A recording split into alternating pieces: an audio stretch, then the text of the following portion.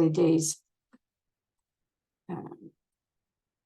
Okay, Sam is the president of Conifer Realty, a real estate company that specializes in affordable and workforce-oriented multifamily housing.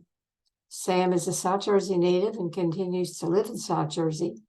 He has been with Conifer for over 17 years as the company enters its 49th year in business. Sam's primary focus for the firm has been to lead it through a transformative growth phase, focusing on developing, building, owning, and managing communities of an increasingly greater scale and impact, and expanding from New Jersey, New York, Maryland, and Pennsylvania to across the Eastern Seaboard. Big job. So welcome, Sam. We will turn this over to you and be good listeners. All right, great. Thanks, Marlene. And welcome everybody. I've had the privilege of working with a lot of people on the meeting this morning, and great to see you all. I'm going to share my presentation. It says host disabled.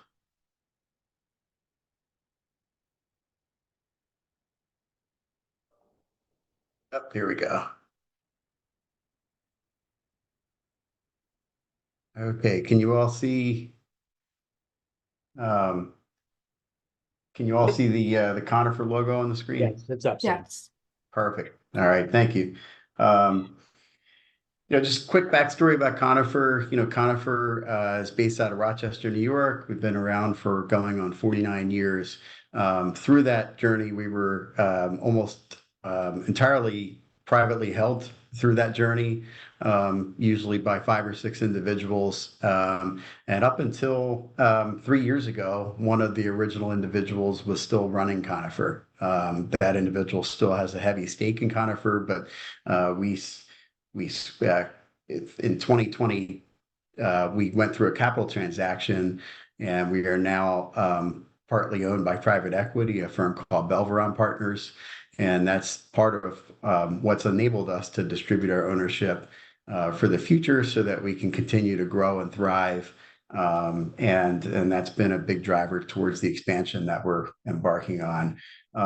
We've always been very heavily focused in New Jersey. I started in the New Jersey office 17 years ago, really a few years after the office had started in the first place. But we've been in the New Jersey market for over 20 years, and it's rapidly approaching over 4,000 apartments for us as far as ownership, out of 14,000 apartments total. And quick, just kind of background on where we're at with New Jersey. Right now we actually have 180 new apartments currently leasing in New Jersey. They're in Princeton and Clinton. Neat little backstory on this. These are actually developments we acquired. There was a developer that had started the process on both of these sites, and started to kind of run into some headwinds, and we came in and acquired both of these properties along with several other opportunities and took them over. So we had both of those leasing up. We had an open house yesterday at Princeton that was really successful. And then we have 277 apartments that are under construction. The Monroe Township here is in Middlesex County, not Gloucester County, but we have developments under construction in Monroe, Palmyra, and Waterford.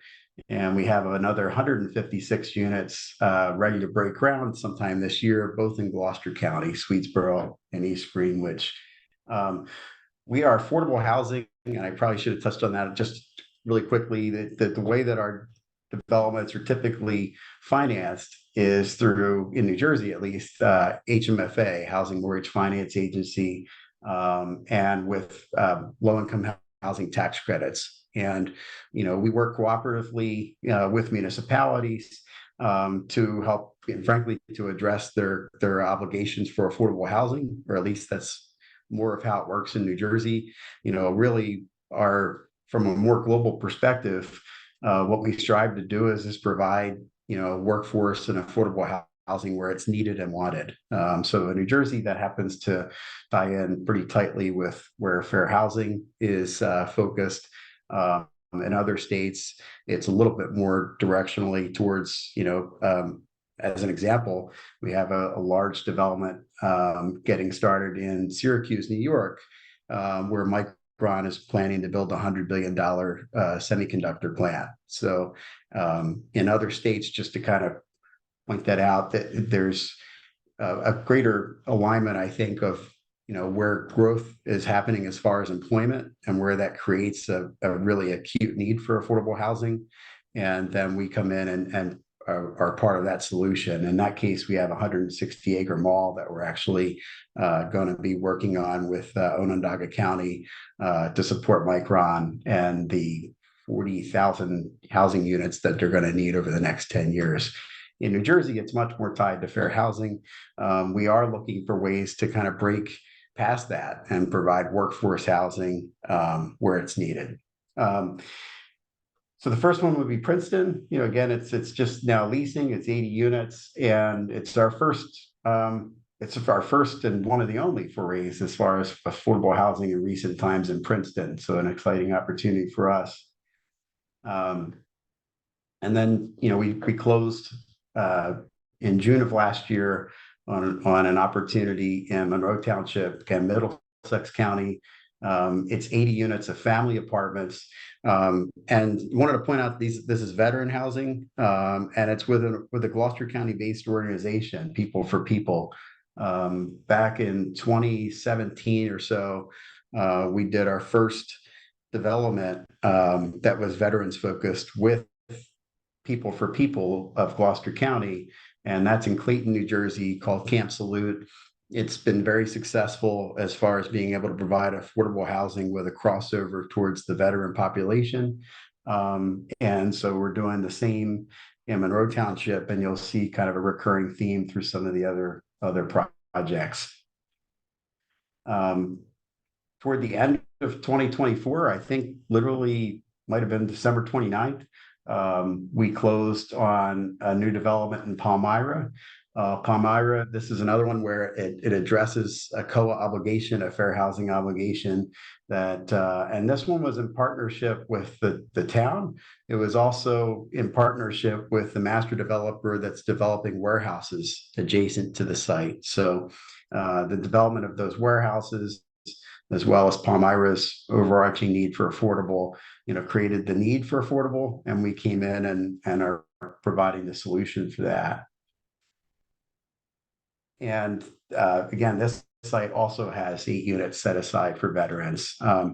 Most states, and New Jersey is certainly one of them, most states in the tax credit program for affordable housing want to see you dedicate a certain number of the units towards special needs populations. And that's not the only reason, but it's one of the reasons that we've really focused on veterans and homeless veterans. The next one is Woodland View in Waterford, and really excited to get this development going. Waterford has been one of those towns that's just been very supportive of addressing the need for affordable housing in their town, and we finally were able to get this closed towards the end of the year as well. And again, this one also has 13 units set aside for homeless vets, and working with People for People.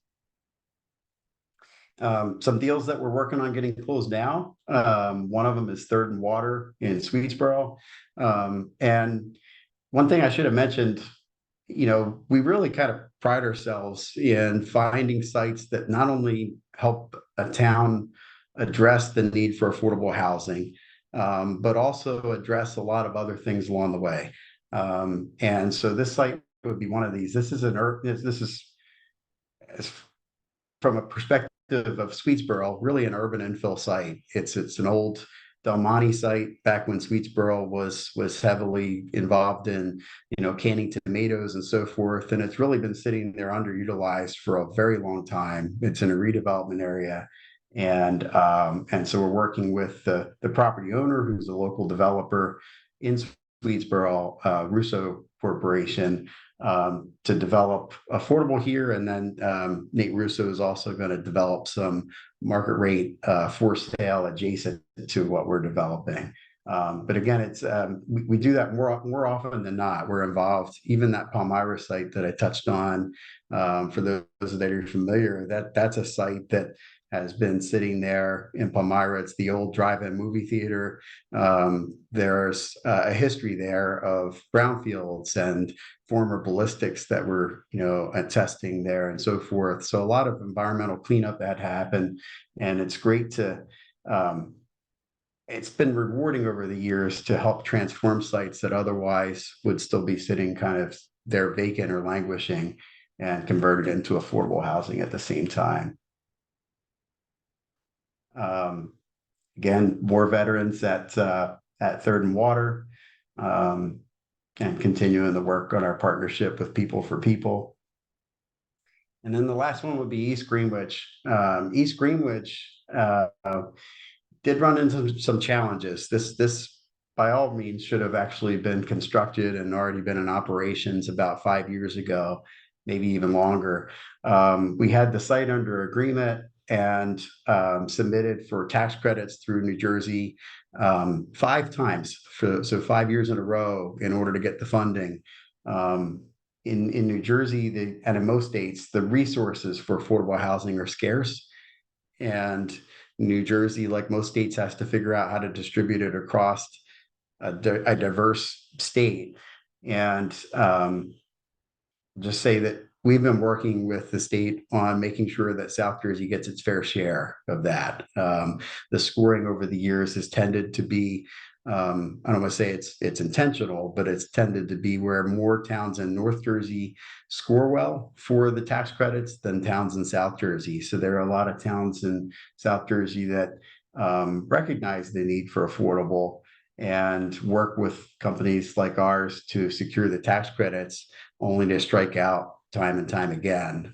This is one of those sites. We applied 5 times. We finally got the credits.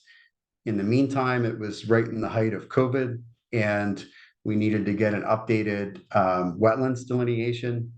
Unfortunately, the updated wetlands delineation showed that parts of the site that we thought we could build on were no longer able to be built on. We had to go back in and get an entirely new site plan. In the meantime, some things changed politically within the township. And then the HMFA said, hey, you've taken too long. We're going to take the credits that you received and give them to somebody else. So here we are, finally through the crux of that. It's 2024, and I think we first entered into site control on this site in 2015. Or so. We're finally back on track with the credits, with the town support, and with site plan approval to get started on construction by fall. But there are some of the challenges we have in our world. It's really important in our industry to work in towns that have a need for affordable, or are committed to that. We require a lot of political support for what we do. We require a pilot by the nature of our financing, and we require certainly the multifamily zoning and approvals. So there's a lot that we need to rely on the town for. So we've learned over the years to really make sure that we're on the same page with the town up front. And then that we're certainly clear with the town as far as what the headwinds are to obtain the financing. It's a competitive realm, and about 1 out of every 3 applications in most states actually gets funded. So it can take 5 or 6 tries in order to get a development funded. Should point to that on Swedesboro, under a prior developer, that same site tried 3 or 4 times, and then we stepped in and were able to get it successfully financed this past year. Just sharing some things that we're continuing to do. We've evolved beyond just affordable to workforce. I mentioned the site in Syracuse, really for a reason of that we're continuing to try to open up new opportunities to meet the needs of the communities that we're in. And the affordable housing that we deliver is to a target AMI of 60% and below. So in Gloucester County, the area median income is somewhere around $100,000 for a family of four.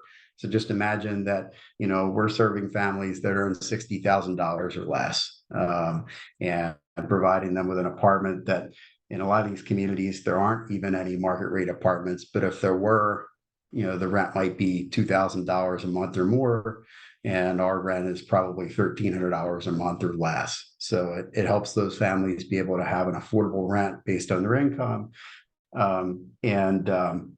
That's been really something we believe strongly in and feel that we're providing a lot of value with. The next step is really workforce. So people earning, even people earning $100,000 a year, in the world we're in right now, where are they living? If there isn't a lot of multifamily housing, and if the single family home stock is aging or hasn't been, built upon, you're seeing those challenges. So we're increasingly focused on that.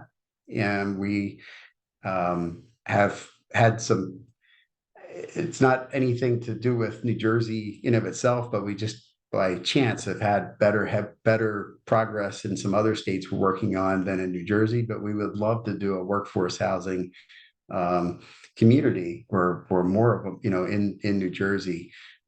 We've had discussions with towns and with employers about that. And I think it's just a matter of time before we're able to find an opportunity where we can deliver on that.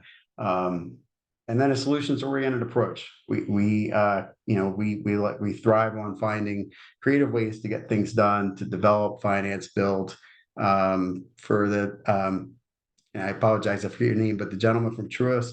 Truist is actually one of our major financial partners on the tax credit syndication side. But we work with a whole slew of partners to get these developments financed. We have a construction affiliate and a whole set of partners there. So we really operate more as a design build firm so that we can do it very efficiently and cost effectively. And then we own and operate all of our developments for the long term, which we feel is a critical component with affordable multifamily, to be able to commit to the towns that we're working in, that we're not just going to build it, lease it up and move on. We're going to build it, lease it up, and be part of the community for the next 15 or 30 years or more. We don't always get that right. We have there have been plenty of times over the years where a mayor or elected official or someone in the town has called and said, hey, things aren't going as well there as we'd like, and then we address it. But we're committed to doing the right thing in the communities that we operate in and being great neighbors. So Marlene, that's really what I had to share. I don't know if you have questions or. Well, that was great. I have an immediate question, but I'm really going to turn this over to our co-chair, Bob Wheel, who will lead Q&A. So why don't I do that, and then I'll ask my question. So Bob, it's all yours. Yeah, thank you, Marlene, and thank you, Sam, for that very informative presentation. I have a question as well, and a comment too. Thank you for bringing your expertise to our communities. But the city that I work in currently could certainly use not only affordable housing, but market rate housing for the workforce. Any immediate plans in Camden? In Camden, yes, actually, in Camden, we have a long history in Camden. First of all, we own and operate over 700 apartments across from the Ferry Avenue station in Camden. And some of those apartments, were built in the 60s, and we acquired them, about 30 years ago and renovated them. And we just finished renovating them a second time last year. And some of those communities have been built, more recently, but we're still committed to Camden. We're actually working on an opportunity for some land, between our site and frankly in Cooper, so the medical mile that stretched there We've been seeking some opportunities to develop some additional affordable and workforce. That would be an area where we would be striving to deliver not just affordable units, but some workforce units that are affordable to people earning up to, say, 120% of AMI. So, nice. Well, I guess you're in Camden in a big way already. yeah. Great. That's great. Before we open the floor for questions, please make sure to utilize the hand raise feature, and I'll call on each person for their questions. If you're unfamiliar with the option, you click on the reactions button at the bottom of the screen and select raise hand. And also, if you'd remain muted, just so we avoid any background noise, would be much appreciated. But with that, Marlene, why don't you jump up with your question? Oh, my question, Sam, looking at Paulsboro, which is, dear to all of our hearts, I'm wondering, do you have anything that might be futuristic in that municipality? To be honest, I haven't thought of Paulsboro. Not. I mean, I think we would just have to take a look and better understand what they're trying to achieve. That's where it really starts. I think ideally it starts with meeting with the borough, understanding what their objectives are and where they see a need. With HMFA, it comes down to scoring, which is very site specific. And one of the challenges we've had is not only site specific, but it's town specific. The scoring is based on being in, high performing school districts, low poverty areas. There are other scoring criteria based on, kind of the opposite criteria. But I guess point being, it makes it really hard for towns that are in between. So that's been a challenge we've had is really getting the state's attention on, well, how do we address the need, in some of those communities? So I don't know offhand where Paulsboro fits there, but I can say that we would definitely be interested in trying to help. So. Well, for the purposes of those who are on the line right now, it's no secret that we have 2 new offshore wind projects coming at us, both giving quite a bit of attention to Paulsboro as a result of the monopile manufacturing that goes on there. One of those companies has engaged us to do their economic development. Tom Bianco and I spoke about this at length the other day. So we may be circling back to you, Sam, when we have a little more information. We're Sounds putting great. together a team. Laura Wallach hopefully will say yes to that team. And we'll have a lot more information to share with you. So it's a nice little community. It needs a lot of help. I think there might be something interesting there for Conifer. So we'll see. Thank you. Yeah, absolutely. We're always willing to take a look. We're willing, and even if it's something that we can't do, as a company, we're always willing to provide technical support and idea sharing. So Good. And by the way, I didn't know we had 2 screens here, so I missed Clark Pierpoint from Glassboro. Clark, you on? I am. And not a big deal that you missed me the first time about. I'm Clark Pierpont. I'm the Assistant Borough Administrator in Glassboro and the Director of Code Enforcement. Thank you. Well, it's a big deal to me since I live in Glassboro. So Clark and I know each other well. Glad to have you. Thank you. Thanks, Bob. I'll go back to you and. Sure. Thank you. Nancy, I think you had your hand up next. Yes. So Sam, thank you for the presentation. So I'm Nancy Mazzacchio with Washington Township Economic Development. My question relates to the veterans housing. Washington Township has a significant affordable housing mandate, and we have a very active and robust veterans organization there. And I know in my discussions with them, they had talked about their interest in this type of housing. And my question is that something that you as a company determine if there is a need in our town for that type of project, or is that something that we can ourselves say we have interest in, you know, and direct you to some land parcels? Like, how would that work? I think it starts with knowing that there's a need and desire. There are, just being frank about it, there are communities that don't want multifamily and don't want affordable, so we, and that's fine. We just, if that's the case, we try to find that up front, because otherwise we're just wasting everybody's time. But in a community where you have a need, if you have a need, but you really don't know exactly where, we're happy to look at sites and try to find it for you. We've also worked with communities that have found the property and said, this is where we want it. And we've done that too. And so some of the first things we would do is put together, some scenarios on how it could be accomplished, what it would look like, how it would get funded by HMFA. That's a critical component, is making sure that we can get their attention to get the tax credits to make it work. So happy to look at that. We have looked at opportunities over the years in Washington Township. We actually own a community that we built in 2020, or I'm sorry, 2000 in Washington Township that we're in the midst of looking to renovate now.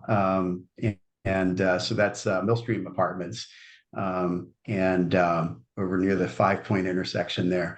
But happy to look at Washington Township. In the past, I think when we've looked, we've frankly, I think, struggled to find something that would score well with the tax credits. But that's kind of a continual thing. Over the years, the state's priorities change and how they score things changes. And frankly, where we've managed to find a combination of a great site and a town that has the patience to work with us through that process, we've been able to communicate with the state on what we think needs to change in their priorities so that it can get funded. So nice. Thank you. We'll try to go in order here. Ethan, you had a question? Sure. Thanks for the presentation, Sam. It was very interesting. I was just curious, being in the construction business, since the pandemic and starting in 2021, the cost of construction has gone up quite a bit. In our industry, we do a lot of industrial buildings, but we were also at, one point in time working with on a senior housing project, similar type of capital stack that you showed in your presentation. We couldn't get the economics to work in terms of the cost of construction at the time. And I'm just curious as to how it's impacted your business in South Jersey in being able to execute these projects. It doesn't seem like it has, based on what you're showing today. Thanks. Sure. Yeah. It definitely has, Ethan. The construction costs. So everything got out of kilter all at the same time. And I'm probably preaching to the choir on this, but our operating expenses, increased far faster than rents have increased in most cases. And that impacts our ability to properly staff the sites and secure the permanent mortgages we need. And then the construction costs certainly, escalated, far faster than the resources. So it's definitely been a challenge. The way that we've been able to get deals done has been, frankly, with building a more diverse capital stack. So 5 or 6 years ago, even, things were a lot simpler. You could pretty much get a permanent mortgage, get the tax credits, maybe get some housing trust funds or home funds, and it all penciled out. And I probably should have pointed that out when we had the sources and uses there. We're deferring a lot more of our fee to make the deals work. So we're actually doing it basically on reduced margins to get deals to work, and counting on getting that back out of cash flow over operations. And we're relying on a lot more housing trust funds from the towns, and so forth. New Jersey, at least for the time being, has a housing production fund that's allowing for a lot of the gap to be covered. But it's a bigger, I've never seen it this hard. You know, I remember when I first got in it in 2007, not long after that, we had the financial crisis. That actually, believe it or not, was easier. You know, construction pricing came down. A lot of things, you know, the bubble popped and things got more realistic. And then at a federal level, they enacted a lot of funding to help, you know, drive the economy again. This time around, we're still looking at the same, you know, adjusted for inflation, the funding pool for affordable housing has actually shrunk. So we're trying to do more with more expenses with less dollars. So yeah. Very good. Next up, Dustin, you had a question as well? Yes, it was more of a comment. So I'm on the board of directors for the MBA, and I am also a council member just for the town, and it's been for District 7. And one of the things that really helped convince our town that affordable housing was okay was bringing a chart of the teacher's salary at the Morristown School and how that they would qualify for the affordable housing. There's this incredible misconception that these, you know, heinous people are going to move in and the whole town's going to explode. And it was really just trying to really educate people out of this narrative of how horrible it is, instead of saying, you know, the teacher who teaches your kids in the school that you so love can't afford to live here. And it really helped. Not a lot. I mean, you know, you read those parent pages on Facebook and those people are a little crazy, but it was something just to help the climate of it. And it's been an uphill battle. But you know, we have some affordable housing going up in this town, and it's a great program. So I just think I just share that story just in case that ever helps when people are on Facebook or you're at a committee meeting and everybody's freaking out because, you know, of affordable housing, to really show the numbers. I mean, the numbers don't lie. And I think that might be able to help get the community behind it more. That's it. This is a great job, Sam, and commendable work. It's Dustin. Yeah, we've used a lot of those analogies before, and they're accurate. You know, they're accurate. You know, it's, you know, when you think about, you know, positions, you know, in our communities that the starting salary is less than 60,000 a year. You know, that's a big population set. There's been times also that we've had, you know, a neighboring town get upset. There was one time, I won't name the towns, but in Gloucester County, we built a site about 10 years ago, and it was on the border of the township, and the neighboring town was pretty upset, saying, you know, what you're going to bring in the community. We kept track of the demographics.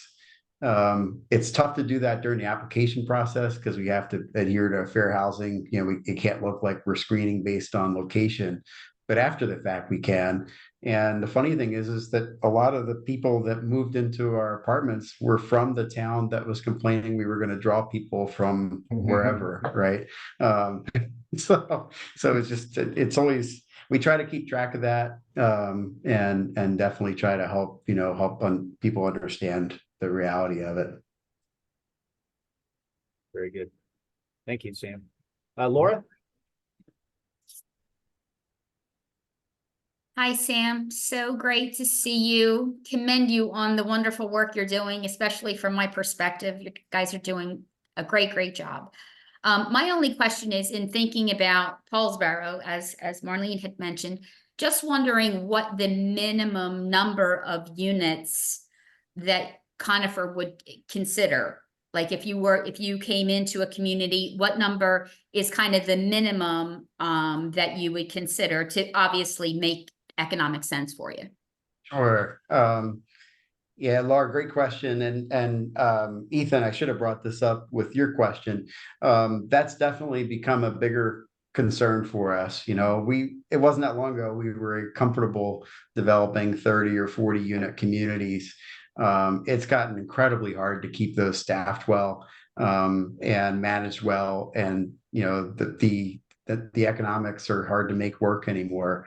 And part of that's our own scale. We have to be mindful that we're operating across the whole Eastern Seaboard, and, we need to have a different scale approach now. So really anything over 80 units is where we're Okay. focused. Okay. And in some of these cases, some of the opportunities I mentioned, like in Syracuse, the thing that we really like is that it would be over 1,000 units just on Wow. one site, market rate, luxury, affordable, and workforce. And, so we're kind of even actually trying to drive toward that scale. That's not for everywhere, I know that, but, Yeah. that scale allows us to really make sure that it's managed really well. So. Okay. All right. Well, that's certainly helpful when we were having, soon to be discussions about Paulsboro. So thank you. Sure. Great to see Yeah. you. Thank you, Laura. Sam. Joe Maressa, you're next. Sam, great presentation as always.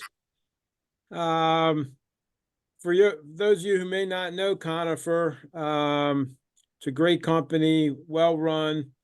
No, none of us should have any trepidation in recommending them to the municipalities that we're involved with. I've had the pleasure of knowing and transacting business with Sam and his predecessors, the Crosses and Charlie Lewis for, I don't know, Sam, 15, 20 years now. And it's a company that does what they say. I was instrumental in bringing them into Waterford, and true to form, they're just getting started, but they handled themselves, excellently in front of the boards. They negotiated very well with the township committee and the mayor. In a few short months, we're going to see some finished units there, and will be a tremendous benefit to the community. So Sam, if you would, could you just spend a minute or two on the scoring systems? You mentioned the scoring systems, and I know, from my dealings with other affordable housing developers as well, what goes into getting a perfect score? Sure. Yeah. Joe, thank you. And first of all, thank you for all your partnership over the years, and Laura, you as well. The scoring, the primary tax credit we use is called a 9% credit. And again, it's a scarce resource. It's based on the population of New Jersey, which hasn't grown in 15 years. No offense to New Jersey, but we're a built-out state, right? So our population's been about the same for the last 15 years, which is just goes to mean that the number of credits we get also hasn't grown. So it's a scarce resource. It keeps getting scarcer. And New Jersey HMFA has to put together a scoring system that tries to drive the credits towards where they're needed most. Every town could argue that they need them the most. And so the scoring has been focused on, two different areas. One is heavily focused towards urban centers, and the other has been more focused towards suburban. The suburban side in particular has been more heavily focused on, going into areas that have transit. So you need to be within a quarter mile of a bus stop. You need to be near elementary schools. You need to be near a shopping center and a grocery store. These are all great things, but in some of the communities that we're in, that can be pretty hard to find a site that ties into all of that. And then on top of that, there's points for being on a brownfield site. There's points for being in a high-performing school district. And it's so competitive that you have to get every single point. And then the tiebreaker historically has been based on the number of tax credits you need per unit. And so making it even more complex, we're always trying to get the land for free or next to free, because if the land has a high cost, then we're not going to win the tiebreaker. You know, it forces us to ask for more resources, which kicks us out. So that's some of the challenges. I'm happy to share, you know, some more. We are actually waiting for HMFA to roll out the next 9% round so we can see what the scoring is going to look like. But based on the dynamic of really like the past 10 years, that's what South Jersey's been up against. This is something we were talking with Sweeney about when he was in office, and really he was trying to advocate for us. You know, it's been going on for a long time, and it, you know, roughly 3 times as many North Jersey towns as South Jersey towns can even get a perfect score. So that's part of the issue that we've been frustrated with. Thank you. Yeah. Marlene, don't think that we didn't notice that personalized coffee service you've got going on there. Brian, you're up next. You have a question? Yeah, sure do. Thank you. Sam, thank you for the presentation, and great to hear that there's an existing partnership between Conifer and Truist. Mike, I think you touched on some of the question that I was going to ask, but, you know, really just wanted to understand, you know, for what are some of the key positive or negative economic and population migration trends that are affecting demand for you right now? Is it changed to any government programming, or are there, you know, some more macroeconomic forces in play? Sure. Really depends on the region, you know, and part of the reason, you know, I'll just be honest, part of the reason why we're expanding to the Eastern Seaboard is that there are some states where, you know, there's a rapid influx of people and opportunity, you know, and so we want to be part of that as well.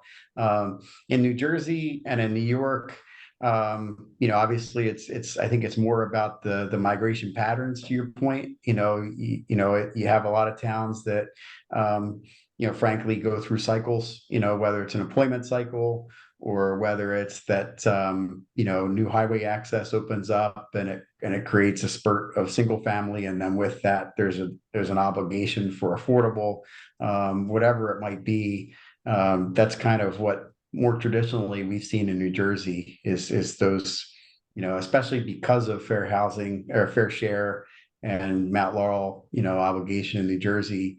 It really kind of follows the development trends. When a community goes through rapid growth, Woolwich, for example, you know, Woolwich or East Greenwich, Swedesboro, you know, they go through a development phase and that triggers an additional affordable obligation.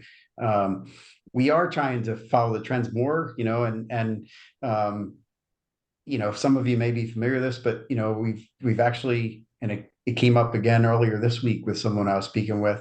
You know, you look at the shore communities, and we've heard from people like Maury and so forth that, you know, there's a need to try to get to where they have a year-round economy.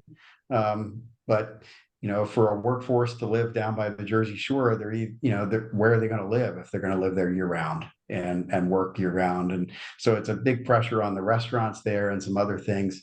That's one trend that we're seeing that we'd love to try to help be a part of the solution for, more from a workforce lens rather than affordable. Just, you know, being able to work with those major employers and restaurant operators and service industries on how they can have more reliable year-round housing opportunities. No, thank you very much, Sam. Yeah. Great. So any more questions while we've got Sam here? Yeah, Right. I'll ask a question, quick one. I'm assuming on these projects you are well, I'll ask, are these projects that are multifamily being built to Energy Star level or anything like that? Because that's a requirement for residential new construction incentives from the Clean Energy Program. And we expect the BPU is going to be releasing a compliance filing any day now. We thought maybe yesterday, maybe today, certainly by next week, where the clean energy programs for new construction are going to completely change. We don't know exactly what they're going to be, but is that something you'd be interested in putting in some public comments during the public comment period? Because certainly we want to hear how we can make the programs work better for you. So when that comes out, I'm happy to send you the compliance filing and how, the open comment period, how to make those comments. But I just wanted to make sure that's something you're interested in. Greg, first of all, clean energy has been a really big partner of ours over the years. As you probably know, everything we build with HMFA, we're checking a box for Energy Star, and we're checking a box for some other green program, whether it's LEED or Passive House or what have you. And so we've been committed to that. We've also done a lot of solar in New Jersey, more solar in New Jersey than any of the other states that we're in. And it helps our budget work, and it helps us deliver better housing. And so we like working with you guys. Would be happy to be part of the public comment process. Great. Yeah. Okay, I'll make sure you get it as soon as it's out. Sure. Great. Up, Tom Bianco. See your hand up there. Hey, Sam, nice to see you. I'll tell you one thing. From experience, it's a pleasure to work with Sam and Conifer. We were the first town that they did Camp Salute in. He waited an awful long time to get this off the ground, but I just want to tell everyone, if you are dealing with Sam or Conifer, expect 100% professional and working with you as a municipality. So I like the fact the workforce housing is a big issue right now we're seeing, because like Sam said, there's a lot of people said there's confusion about Section 8, there's confusion about COA, and they have to figure out a way to explain it. There's a need for both in the state. Obviously, market rate housing seems to be the big hot ticket right now. And if you've seen the prices of housing, anyone, a starting teacher, but $50,000, $60,000, $70,000, it's going to be hard to buy a house. And house prices have just gone through the roof, and that's just the economy in general, along with everything else. But I will say this, from experience of dealing with Sam and Conifer, 100% professional. I urge you, if you have an opportunity, sit down, talk to them, because if you're able to qualify for the program, it's going to be beneficial to your town and your residents. Thanks, Sam, as usual. Thank you. Clayton was and continues to be a great community for us to be in, and appreciate all your support and the support of the whole town. So. Great. Any further questions for Sam while we have him here? Can I sneak a question in? Sure, Steve. Sam, hey, Steve Shriver. Great seeing you. Wonderful presentation. Through the Home Builders League, I'm seeing new legislation starting to float around through Trenton, and I haven't read it or been familiar with it at all. As you know, the Development Council has a very active legislative group. So if you could, I don't know, talk about that. Is this going to change anything for you? Is there any help that you would need? And you've got to forgive me. I've gotten a little further away from it. Is this which part of the legislation? Well, I actually haven't read it. I just read the paragraph above it that says that we're doing away with COA. We're going to redo everything. It's like, oh, here we go again. Right. Yeah. I remember seeing a presentation years ago from one of the former speakers of the House, and he talked about how, now, if you remember, we wrote a law, and then the court did this, and then we did that, and then the court did this, and then we did that, and then the court did this. I thought it was all settled, but here we go again. Yeah, we're not really sure how that's going to land, and we were talking about that as a team, a couple weeks ago. It's not the first time that those kinds of things have been raised. Governor Christie, if you recall, he abolished COA, but there's a court decision that's behind it all that that still stands. So it is a little concerning that, do those things help, or do they just create more confusion as to how the process works? So I really don't haven't had a chance to get fully up to date with the team on what's out there right now. Other than that, just I guess where I'm going with this is we've kind of seen similar things in the past, and that didn't go anywhere. Yeah, it doesn't go anywhere, or I think part of the concern is, from my perspective, is that those things are in place to provide clarity on the best practices to move it forward. When you abolish those, the court case is still there, right? The Matt Laurel decision is still intact. So, does it help, or does it just create a lot more confusion as to how you're supposed to comply? So, yeah. Thanks. Thanks again. Any other questions? All right. Well, Sam, thank you again so much for a great presentation, and thank you committee members for some awesome questions as well. And if you guys didn't notice it, there's certain business synergies going on within this Zoom call here. So that's pretty spectacular. Thanks again. Thank you. Yeah, just a couple notes here. As many know, the Southern New Jersey Development Council committees are driven by the committee members. The Business Development Committee is looking for ideas for speakers for future virtual meetings similar to Sam's presentation today. So after the meeting here today, we'll be circulating a survey for any recommendations. The major interest of the Business Development Committee members is the opportunity to grow their business within the region. With that being said, we want to remind all members that there's a networking portion tied with each of the Southern New Jersey Development Council events, including the upcoming event next Tuesday for the public policy event with Congressman Kim, which I'm looking forward to. Hopefully we'll see you all there. If anyone has any questions in regards to the committee, I'm available to discuss, or you're welcome to contact any of the Southern New Jersey Development Council team members. And with that being said, any comments for the good of the committee?